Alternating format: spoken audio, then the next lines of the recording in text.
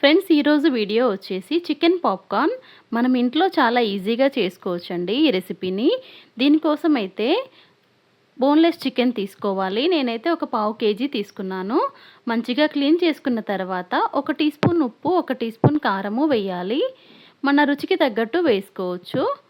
ఇంకా 1 tea spoon అల్లం వెల్లుల్లి paste, half teaspoon soya sauce, 1 tea స్పూన్ వెనిగర్,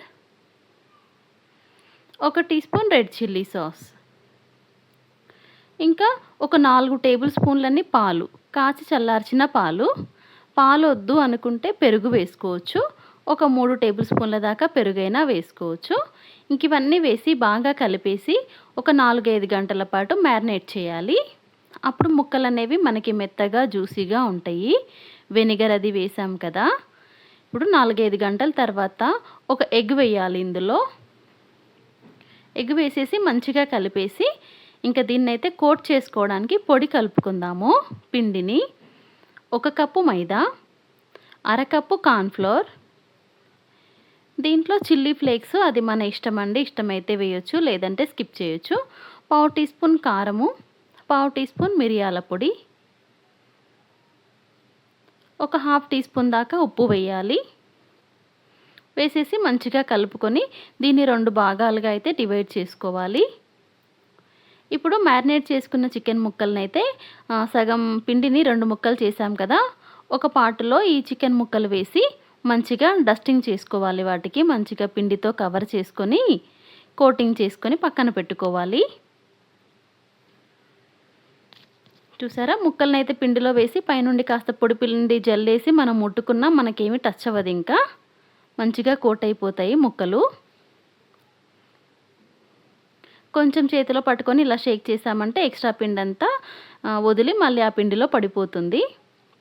ఇంక ఈ ముక్కలన్నిటిని ఇలాగే డస్టింగ్ చేసుకొని పక్కన పెట్టుకోవాలి.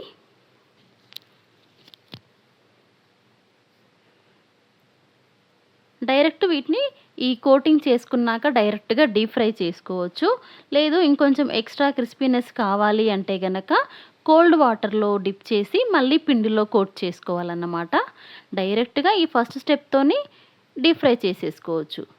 లేదు ఇంకాస్త ఎక్స్ట్రా క్రిస్పీగా కావాలి అనుకుంటే ఇదిగోండి, మ్యారినేట్ చేసిన గిన్నెలో ఐస్ కోల్డ్ వాటర్ వేయాలి. అంత చల్లగా లేకపోతే ఆ నీళ్ళలో కొంచెం ఐస్ ముక్కలు వేసామంటే మంచిగా కూల్డ్ వాటర్ రెడీ అయిపోతాయి. ఇందాక ఫస్ట్ కోట్ చేసుకున్నాం కదా చికెన్ ముక్కలు, ఆ ముక్కల్ని ఈ ఐస్ వాటర్లో వేయాలి. వేసి ఎక్కువ 1 నిమిషం కూడా అక్కర్లేదండి. ఒక్కసారి అలా తిప్పేసి మళ్ళీ పొడి పిండిలో వేసి మళ్ళీ కోటింగ్ చేసుకోవాలి. నీళ్లు పడకుండా కొంచెం ఇలా షేక్ చేస్తే నీళ్ళన్నీ ఆ గిన్నెలో పడిపోతాయి. ముక్కల్ని పొడి పిండిలో వేసుకొని మళ్ళీ కోట్ చేసుకోవాలి.